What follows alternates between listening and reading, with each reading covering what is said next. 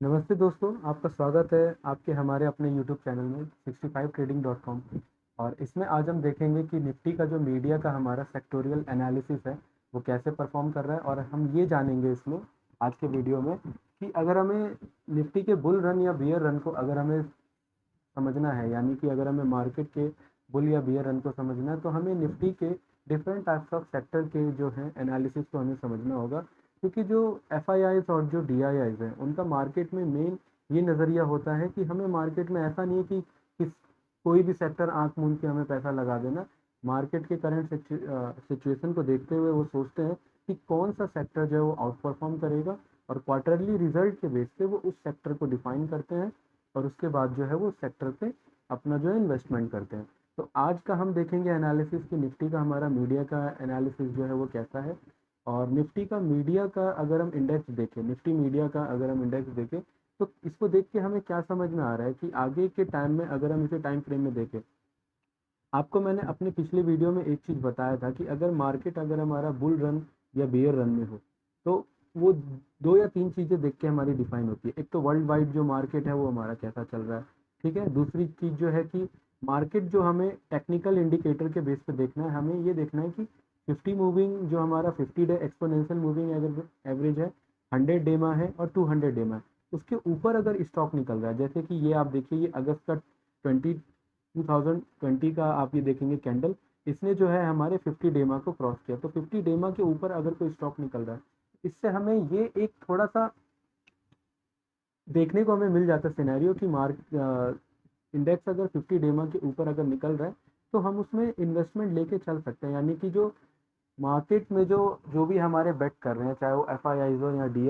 हो, उनका मेन ये प्लान है और ये उनको ये फॉरकास्ट कर रहे हैं कि अगर हम 50 डेमा के ऊपर अगर हम इन्वेस्ट कर रहे हैं तो मार्केट कहीं ना कहीं बुल रन में ही जाएगा। यहाँ पे आपने देखा कि 16,000 के आसपास जो है हमारे 1600 के आसपास, सॉरी 1600 के आसपास जो है हमारा निफ्टी मीडिया में रेजिस्टेंस फील हुआ। उसके बाद जो है मार्केट हमारा बियर फेज में आया। बियर फेज में आने के बाद 50 डेमा के नीचे भी गया, लेकिन वापस से जो है ये सपोर्ट लेके फिर से हमारा आया, फिर से एक बार ट्राई किया, लेकिन फिर जो हमारा है बियर फेस में आया। लेकिन इसमें आप दूसरी चीज़ ये एनालिसिस देखेंगे कि अगर मार्केट हमारा ब्रेक होता है और 50 डेमा के नीचे जाता है तो 50 डेमा के नीचे जो हमें दूसरा इंडिकेटर मिलता है वो हमारा होता है 100 डेमा, और 100 के नीचे होता है हमारा 200 डेमा। सबसे जो लास्ट हमारा सपोर्ट होता है वो हमारा 200 डेमा होता है। खैर उसके नीचे भी हमारे 500 डेमा होते हैं, लेकिन अप्रॉक्सीमेट जो हम लेके चलते हैं 200 डेमा के आसपास हम लेके चलते हैं। तो इसका निफ्टी का जो ये जो मीडिया का इंडेक्स है इसका हमारा डेली का ये चार्ट है। तो डेली के चार्ट में आप देखिए कि अभी के करंट सिनेरियो का जो है वो क्या फेस है। आपने देखा कि नवंबर के आसपास 2020 के आसपास मार्केट में बुल रन आया। इस निफ्टी के जो मीडिया के जो स्टॉक्स है वो हमारे 200 डेमा, 100 डेमा और 50 डेमा तीनों के ऊपर निकले। मार्केट में बुल रन रहा जैसा कि कंटिन्यू था। फिर हमारा दिसंबर आते आते जो था निफ्टी ने भी बहुत अपना अचीव किया। उसके बाद जो मीडिया में हल्की सी हमारी प्रॉफिट बुकिंग हुई। अब प्रॉफिट बुकिंग के बाद मैंने आपको कहा था कि मार्केट अगर बुल रन में है तो या तो वो पहले करेक्शन के बाद ही जो है वो अपना कंटिन्यू करेगा, जैसे कि आप यहाँ रेड कैंडल में देख सकते हैं इधर और इधर, या फिर वो 50 डेमा पे सपोर्ट लेके जो है वो अपना बुल रन कंटिन्यू करेगा। यहाँ पे आप थोड़ा सा देख सकते हैं कि बुल रन जो है वो 50 डेमा के नीचे गया और 100 और 200 डेमा जहाँ पे इंटरसेक्ट हो रहे थे वहाँ से बाउंस बैक करके जो है हमारा फिर से निफ्टी मीडिया के जो हमारे स्टॉक्स हैं वो हमारे कंटिन्यू किए। फिर इसमें बियर फेज आया। आप देखेंगे कि जनवरी 21, यानी कि जनवरी जो है 8 जनवरी के आसपास से हमारा फेबररी तक ऑलमोस्ट जो है हमारा बियर फेस रहा निफ्टी मीडिया के इंडेक्स में। उसके बाद फिर फरवरी में जो है मार्केट में फिर से हमारा अप्स मिले, और अप्स मिलने के बाद पूरा जो हमारा फरवरी का सीजन था वो हमारा डाउन में गया। सेम ऐसे ही मार्च में भी हमारा गया अप, और उसके बाद फिर जो हमारा पूरा कोरोना वायरस के जो है हमारे क्राइसिस के चक्कर में पूरा वर्ल्ड वाइड जो है मार्केट तो बुल रहा, लेकिन इंडिया की सिचुएशन को देखते हुए जो मार्केट पूरा डाउन हो गया। तो इसका अगर हम एनालिसिस करें इसमें हमें तीन चीज़ें मिलती हैं। अगर हम इसमें रेजिस्टेंस अगर हम इसका ड्रॉ करते हैं तो आप इसका देखेंगे कि रेजिस्टेंस जो है वो ऑलमोस्ट यहाँ पर आ रहा है। आपने देखा होगा कि ऑलमोस्ट जो है यहाँ पे बार बार जो है वो प्राइस जो है रिजेक्ट हो रहा है। प्राइस रिजेक्ट होने का मतलब है कि सेलर जो है बेट कर रहे हैं कि यहाँ से मार्केट बार बार जो है वो अपना गिराएंगे। फर्स्ट टाइम गया, नीचे आ गया, सेकंड टाइम गया, थोड़ा सा सस्टेन किया, फिर नीचे आ गया, थर्ड टाइम गया, ब्रेकआउट किया लेकिन फेक ब्रेकआउट था, वापस मार्केट नीचे आ गया। 200 डेमा पे सपोर्ट लिया, फिर गया, फिर ब्रेकआउट करने की कोशिश करी लेकिन फिर नीचे आ गया। और इस बार कोरोना के केस भी बढ़े थे 2021 में, तो मार्च और अप्रैल जो है हमारा पूरा मार्केट डाउन रहा। लेकिन इसमें आप एक चीज देखेंगे कि अगर हमारा रेजिस्टेंस है, मार्केट अगर हमारा गिरता है, तो सिंपल सी बात है कहाँ पे जाके रुकेगा, सपोर्ट पे रुकेगा। तो लॉन्ग टर्म चार्ट ही देख के हमें पता लग पाता है कि किसी भी स्टॉक या पर्टिकुलर इंडेक्स का जो है वो हमारा सपोर्ट और रेजिस्टेंस क्या है। अगर आप हमेशा 1 मिनट चार्ट, 2 मिनट चार्ट अगर आप देखेंगे तो आपको सपोर्ट और रेजिस्टेंस लॉन्ग टर्म के लिए तो नहीं मिलेगा, हाँ इंट्राडे के लिए आपको मिल जाए। तो लॉन्ग टर्म के एनालिसिस से ही हमें पता लगता है कि इंट्राडे में कोई भी स्टॉक जो है वो कैसे रिएक्ट करेगा। अगर लॉन्ग टर्म जो है वो बुल रन में है तो सिंपल सी बात है, इंट्राडे में अगर डिप भी आया है तो वहां से उसे बाय करना है, और फिर बुल रन में जो है मार्केट कंटिन्यू से न्यू हाई पे पहुंचा देगा। लेकिन मार्केट ही अगर हमारा बियर फेज में चल रहा है, तो आप इंट्राडे में आप सपोर्ट और रेजिस्टेंस अगर निकालते भी हैं तो ओवरऑल आपको बियर मूड बना के ही चलना होगा कि मार्केट में हमें शॉर्ट पोजीशन लेके ही हमें काम करना होगा। तो आप देखेंगे कि निफ्टी मीडिया का इंडेक्स जो है हमारा अप्रैल के आसपास गिरते गिरते हमारे उस सपोर्ट पे आया जहां पे उसने हमारा अगस्त में ब्रेकआउट किया था। अगस्त में ब्रेकआउट करने के बाद जो है हमारा फर्स्ट सपोर्ट यहाँ पे लिया, सेकंड सपोर्ट हमारा सितंबर में लिया, थर्ड सपोर्ट जो है हमारा नवंबर में लिया।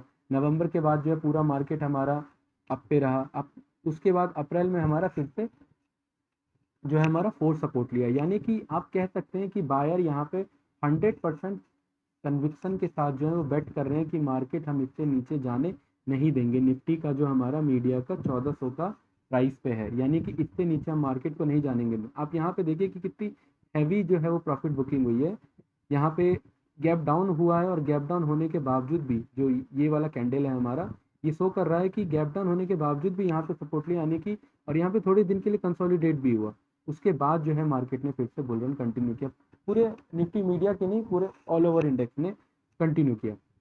तो आप हमेशा एक चीज़ का ये ध्यान रखिएगा कि आप बेट हमेशा मार्केट के सेक्टोरियल इंडेक्स को देख के करें कि मार्केट का जो है वो क्या सिनेरियो चल रहा है, और उसके बेस पे हमें कौन कौन से स्टॉक्स को जो है प्रेफर करना है। अब अभी आप देखेंगे कि अगर मैं इसका आपको अगर मैं फेब रेट्रेसमेंट दिखाऊं कि आगे का जो अभी क्या सिचुएशन है इसमें,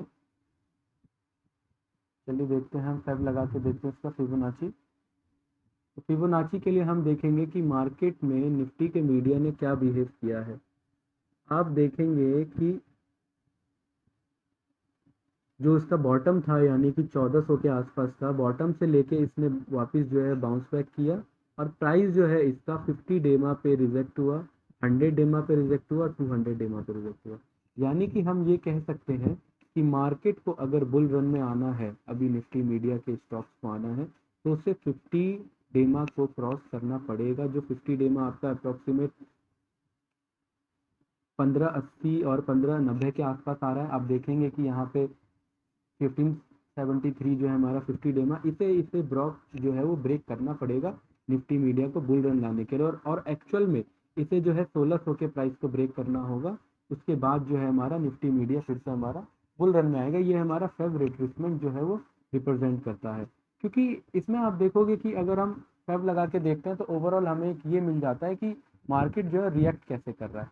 आप इसमें ये देखिए कि यहाँ पे जो है हमारा मल्टीपल यहाँ पे हमारे रेजिस्टेंस है। मल्टीपल रेजिस्टेंस के कारण जो है ऑलमोस्ट स्टॉक हमारा अगस्त से लेकर के अगस्त से लेकर के आप देखेंगे पूरा सितंबर तक जो है यहाँ प्राइस गया, नहीं ब्रेकआउट हुआ, डाउन नहीं हुआ, डाउन नहीं ब्रेकआउट हुआ, डाउन डाउन डाउन। और इतनी बार अगर हमारा रिजेक्शन मिल रहा है तो सिंपल सी बात है कि कंसोलिडेट तो नहीं हो रहा है, वो बार बार ब्रेकडाउन के तरफ ही लेके जाएगा। 50 डेमा पे सपोर्ट लिया, नहीं लिया, ब्रेकडाउन। और फाइनली कहाँ पे सपोर्ट लिया, जो हमारा एक्चुअल जो है इन्वेस्टर के माइंड में बना हुआ है कि जो साइकोलॉजिकल सपोर्ट है हमारा 1400, वहां पे हमारा लेगा। अब ये साइकोलॉजिकल सपोर्ट इसे मत देखिए, इसको आप ऐसे देखिए कि ये सपोर्ट जो है ये पहले रेजिस्टेंस का काम कर रहा था। आप अगर ध्यान से देखेंगे कि मार्च 20 में जो आपका जो कोरोना का जो क्राइसिस आया, उसके बाद आप अगर ये देखेंगे तो ये वाला जो हमारा प्राइस है, यहाँ से लेकर के आप देखेंगे कि जून से लेकर के जो हमारा ऑलमोस्ट अगस्त अगस्त तक इस पूरे जो है हमारे कंसोलिडेशन फेज में इस प्राइस को ब्रेकआउट नहीं किया। यहाँ पे था ये हमारा फेक ब्रेकआउट था, और फेक ब्रेकआउट के बाद जो था हम क्योंकि हम देख रहे थे 50 डेमा के नीचे ही कैंडल है हमारा, तो उसके बाद जो है फेक ब्रेकआउट होने के बाद जो है हमारा वापस डाउन आया। डाउन आने के बाद फिर जो फाइनल इसने ब्रेकआउट दिया उसके बाद हमारा पता लगा कि हाँ फाइनली निफ्टी मीडिया के जो स्टॉक्स हमारे ब्रेकआउट पे हैं। तो अभी का सिनेरियो हमारा क्या कहता है, अभी हमें क्या करना चाहिए? देखिए सिंपल सी बात है कि अभी जो हमने फेब रिट्रेसमेंट देखा था उसके हिसाब से जो स्टॉक जो निफ्टी का जो हमारा मीडिया का स्टॉक है, हम इसे दोबारा लगा के आपको दिखा देते हैं। अगर ये आपका 1553 के नीचे अगर आ रहा है तो सिंपल सी बात है कि 50 डेमा के नीचे, 100 डेमा, 200 डेमा के नीचे, यानी कि कहीं ना कहीं बियर साइकिल को रिप्रेजेंट कर रहा है। और पैप में भी जो हमारा 15-15-3 का पॉइंट है इसको अगर ब्रेक डाउन कर रहा है तो सिंपल सी बात है आप शॉर्ट पोजीशन लेके चल सकते हैं। ये एक जस्ट एक राय है, बाकी जो इन्वेस्टमेंट है, पोजीशन है, वो तो जस्ट आपको अपने बेस पे ही लेनी है। ये जस्ट एक राय है कि अगर इस बेस पे हम देखते हैं तो हम इसे ले सकते हैं शॉर्ट पोजीशन, क्योंकि कहीं ना कहीं आप देखेंगे कि आपका 30% के आसपास जो है ये रिजेक्ट कर रहा है और वो काफ़ी अच्छा माना जाता है, तो इस बेस पे हम ले सकते हैं। लेकिन अगर इसे बुल रन पे कंटिन्यू करना है तो इसे इस वाले फेज को क्रॉस करना पड़ेगा 1600 के, जो कि 50 डेमा के ऊपर भी आता है, फिर हमारा जो है निफ्टी का मीडिया का जो है हमारा बुल रन कंटिन्यू हो सकता है। अभी बहुत टाइम से आप देख रहे हैं कि इन्वेस्टमेंट निफ्टी मीडिया में आ रही है, इसके बेस पे आप इसे फिलहाल के लिए थोड़ा अभी वॉच एरिया में है, तो इसके हिसाब से आप इसे देख सकते हैं। अब चलिए हम एक काम करते हैं, निफ्टी के मीडिया के जो हमारे डिफरेंट स्टॉक्स हैं उसका एक बार हम एनालिसिस देख लेते हैं कि क्या बनता है। तो ये हमारा एनएसई का डेटा है, इसमें जो हमने निफ्टी मीडिया का इंडेक्स का खोला हुआ है। जो हमारा डेटा है ये 7 फरवरी, ये 7 जो है ये मई का है। इसमें आप देखेंगे कि निफ्टी मीडिया के जो हमारे मेन स्टॉक्स है वो हमारे ये हैं, जिसमें जो सबसे नंबर वन गेनर पे हमारा फ्राइडे को रहा है वो हमारा जील रहा है। तो चलिए हम जील का चार्ट सबसे पहले हम खोल के देख लेते हैं कि जील का चार्ट हमारा क्या कहता है। चलिए, ये हमारा जी इंटरटेनमेंट का चार्ट है दोस्तों। इसके बारे में मैं क्या बताऊं आपको कि ये स्टॉक एक टाइम पे इसने काफ़ी अच्छा रिटर्न दिया था, लेकिन अगर आप इसे लॉन्ग टर्म पे देखेंगे तो लॉन्ग टर्म पे हमेशा आप चार्ट को एनालाइज करते हैं ना, तो उसे लॉन्ग टर्म पे जरूर किया करिए। लॉन्ग टर्म का मतलब है कि साल महीने में वो स्टॉक क्या परफॉर्म कर रहा है, यानी कि ओवरऑल उस स्टॉक को जो है वो क्या रिएक्शन है मार्केट में, और जो इन्वेस्टर है उस पर क्या रिएक्ट करना चाह रहे हैं। तो आप देखेंगे कि फर्स्ट जो हमारा 2007 का रेजिस्टेंस था वो हमारा 2010 के आसपास 7 से लेकर के 2000 हमारा 12 तक ऑलमोस्ट वो रेजिस्टेंस हमारा रहा, यानी कि प्रॉपर 5 साल हमारा ये जो प्राइस है हमारा 188 के आसपास हमारा रेजिस्टेंस रहा। 2012 में हमारा ब्रेकआउट आया, 50 डेमा के ऊपर भी स्टॉक था हमारा जी इंटरटेनमेंट का। पूरा बुल रन हमारा रहा 2012 से लेकर के 2018 तक हमारा पूरा इसमें बुल रन कंटिन्यू रहा जील में। अब ऐसा भी नहीं था कि 2018 में कोरोना वायरस था जो इसमें इतना बड़ा डिप भी आया। डिप अगर आता भी तो यहाँ पे 50 डेमा पे सपोर्ट लेना चाहिए था, लेकिन ब्रेक कर लिया।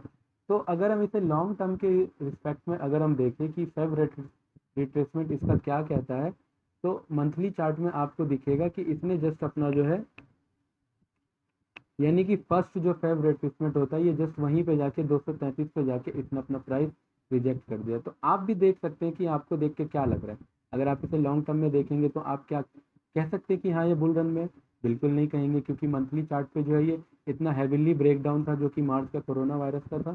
निफ्टी मीडिया जो है ऑलरेडी उतना अच्छा परफॉर्म भी नहीं कर रही है, और ऑलमोस्ट आप देखेंगे कि बुल रन इसमें कंटिन्यू फिलहाल नहीं हो पाया, यानी कि 2,233 जो इसका प्राइस है वो जस्ट इसका जो है वो सबसे हैवी जो रेजिस्टेंस है। अगर हम हैवी रेजिस्टेंस की बात करें तो 233 के आसपास डील का जो है, यानी कि ये वाला जोन जो है वो हमारा हैवी रेजिस्टेंस में आता है। अब इसका जो है एक बार हम हटा के देखते हैं और इसको हम डेली चार्ट पे ले आते हैं। डेली चार्ट पे हम इसका देखते हैं। अब दोस्तों आप इस कैंडल को देखिए जो 5 फरवरी की कैंडल है। आपको लग रहा है कि ये 5 फरवरी की जो कैंडल है ये कोई नॉर्मल कैंडल है? मतलब इसमें आप देखेंगे कि स्टॉक जो है वो पूरा 14% गिरा है ऑलमोस्ट।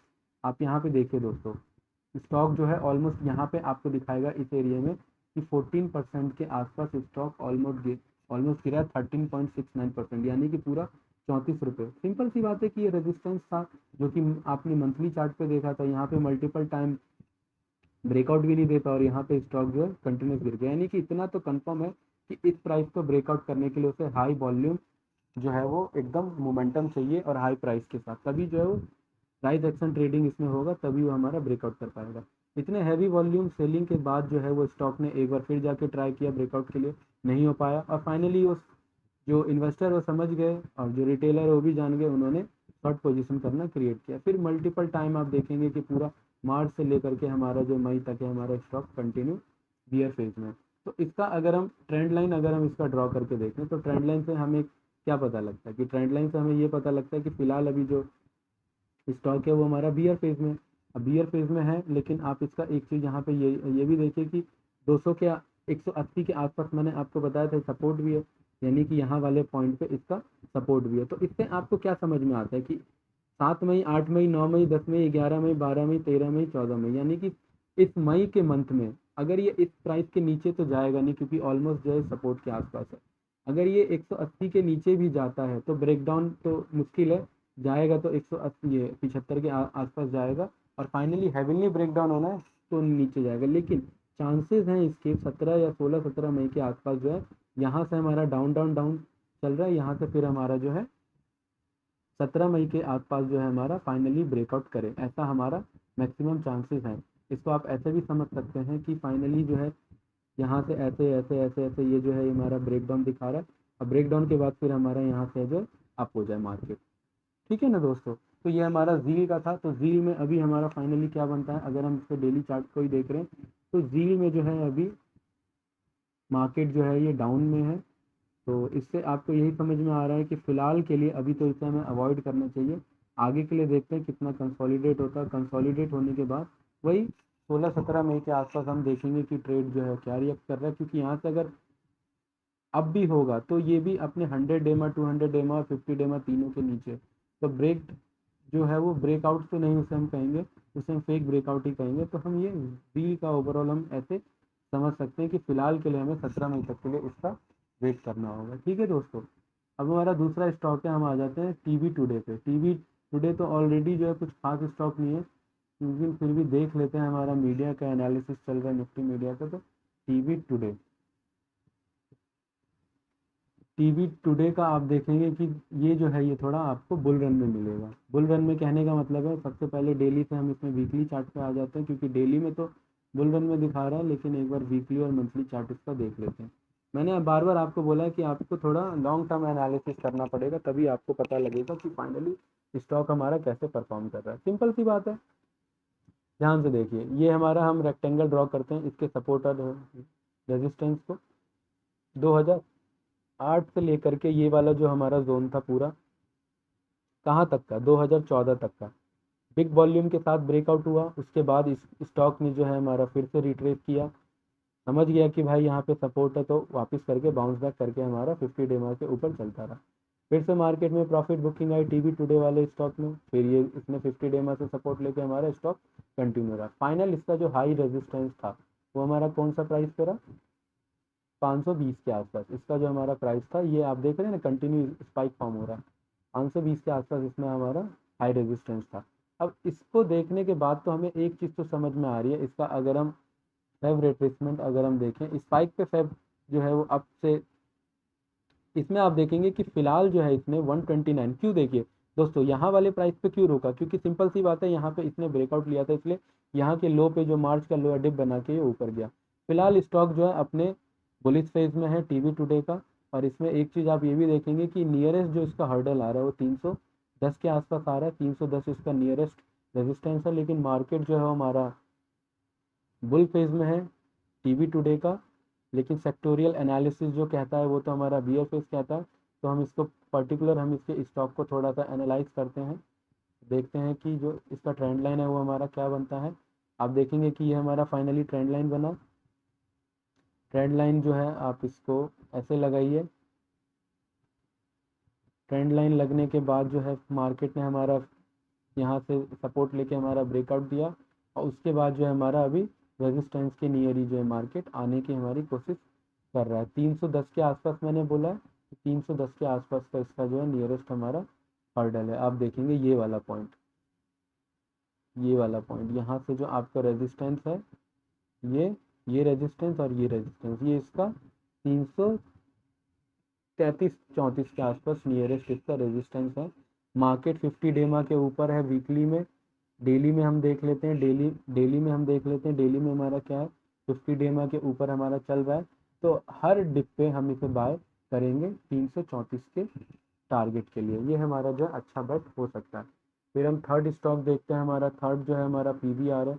आपको तो पता ही है दोस्तों कि लॉकडाउन के चक्कर में क्या हाल है, इसलिए पीवीआर का एनालिसिस देखो सिंपल सी बात है कि सेक्टोरियल इंडेक्स तो तभी चलेगा ना जब मार्केट अच्छे से चलेगा। अभी पीवीआर हो गया, आइनॉक्स हो गया, इन सब की तो ऐसी बैंड बजी पड़ी है, क्योंकि कुछ इनका खुलना है नहीं सिनेमा हॉल अभी लॉकडाउन के चक्कर में या फिर कोरोना के चक्कर में, तो इनका ऑलमोस्ट जो है ये जो बाइंग भी आती है खाली जो है साइकोलॉजिकल फिगर की बाइंग आती है, यानी कि यहाँ पे जो है साइकोलॉजिकल सपोर्ट है। इस वाले प्राइस पे आप ये पीवीआर पे देखेंगे ये बार बार साइकोलॉजिकल सपोर्ट है। ये हमारा अप्रैल का मार्च का जो मार्च अप्रैल का हमारा कोरोना टाइम का जो है ये हमारा, आप देखेंगे कि जो हमारे मार्च अप्रैल का लो आ रहा है हमारा यहाँ के आसपास आ रहा है 740 के आसपास, 740। उसके बाद जो है हमारा मेन जो हमारा रेजिस्टेंस फॉर्म हुआ, जो मार्केट हमारा पूरा अप गया हमारा 16 हो गया, जबकि बहुत अच्छी बात है कि मतलब इतना लो से इतना हाई पे गया, लेकिन उसके बाद भी मार्केट जो है कंसोलिडेट ना करके सीधा ब्रेक डाउन ही हो गया।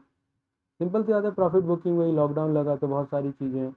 अभी फ़िलहाल जो है मार्केट 100 डेमा 200 डेमा भी नहीं जा पाया और वहीं से वापस ब्रेक डाउन हो गया। लेकिन ओवरऑल देखेंगे कि हमने जील का देखा था थोड़ा सा जो है वो तो लॉन्ग टर्म पे तो अभी अवॉइड करना चाहिए। टीवी टुडे देखा था वो डेली चार्ट पे बुल रन में है। पीवीआर हम देख रहे हैं फिलहाल ये भी हमारा बुल रन की तरफ कंटिन्यू हो रहा है।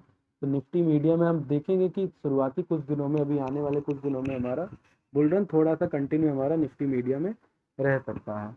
ठीक है दोस्तों, उसके बाद है हमारा सन टीवी है, डिश टीवी है। सन टीवी में तो आपने देखा भी होगा कि इतने सारे शॉट हमारे बने थे कि बैन में भी चले गया था हमारा।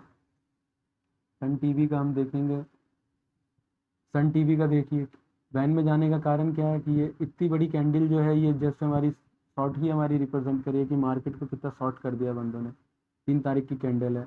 तो ऑलमोस्ट जो है निफ्टी मीडिया जो है अभी हमारे कुछ स्टॉक जो है अच्छे परफॉर्म कर रहे हैं, टीवी टुडे जैसे कि, लेकिन कुछ स्टॉक जो है हमारे बहुत अच्छे परफॉर्म नहीं कर रहे हैं, जैसे कि जी जो था वो भले ही फ्राइडे को निफ्टी टॉप गेनर रहा हो, लेकिन ऑलमोस्ट लॉन्ग टर्म पे आप देखोगे कि कुछ खास जो है उसका रेजिस्टेंस जो है उसको ब्रेकआउट नहीं किया है। लेकिन डेली चार्ट पे आप देखेंगे कि क्या करना है आपको कि अगर इस वाले सपोर्ट एरिया पे अगर ये आता है, वैसे तो खैर 50 डेमा और 200 डेमा से ही इसे सपोर्ट ले लेना चाहिए, क्यों अगर मार्केट निफ्टी हमारा मीडिया अगर हमारा सपोर्ट ले रहा है तो। नहीं अगर होता है तो हमारा इस वाले पॉइंट पे फाइनल इसे सपोर्ट लेना चाहिए। और अगर ये भी अगर इससे सपोर्ट ब्रेक हो जा रहा है तो आपको तो पता है आपको क्या करना है, फिर इस वाले पॉइंट का वेट करना है, क्योंकि इतना अगर ब्रेक हो रहा है तो ऑलमोस्ट यहाँ के लिए टारगेट जो है वो कोशिश करेगा आने की, और 419 420 के आसपास से हम सन टीवी को दोबारा लॉन्ग कर सकते हैं। तो फिलहाल के लिए अभी जो है हमें वेट करना है कि 50 डेमा 200 डेमा से ये बाउंस बैक करता है या फिर ये ब्रेक डाउन करता है। ब्रेक डाउन करता है तो शॉर्ट ट्रेड लेके हम 450 तक के प्राइस का वेट करेंगे, वहाँ से बाउंस बैक का वेट करेंगे, वापस से आपके लिए हम चलेंगे। ठीक है दोस्तों, अब सन टीवी है, उसके बाद हमारे डिश टीवी है, ये सब छोटे ट्रेड हैं।